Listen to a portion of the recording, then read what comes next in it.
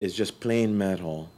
It looks like gold and silver, but it's not. And it just so there's no monetary value involved. It's the sacredness of these objects. Father Eric Forbes says he and his fellow Capuchin friars were shocked when they realized the two reliquaries containing sacred relics were stolen from the chapel altar at the Saint Fidelis Friary.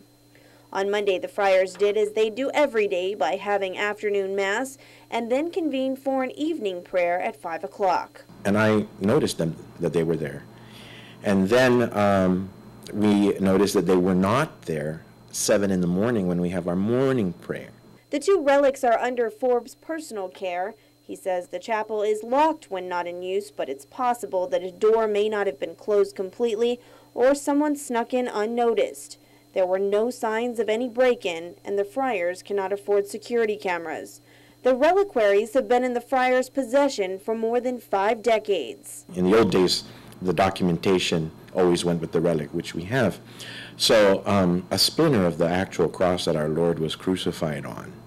And then the other one is a bone fragment, very small bone fragment of St. Lawrence of Brindisi, is one of our own Capuchins. He lived about 500 years ago. Because they aren't worth much in monetary value, there are concerns that the items will simply be thrown away or discarded somewhere. I appeal to this person or persons just to come back to the friary when they think it's safe, you know, when nobody's around.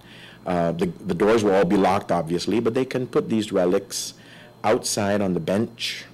I'll keep an eye out certainly for these things in the next week or two, and hopefully they bring it back and go your way.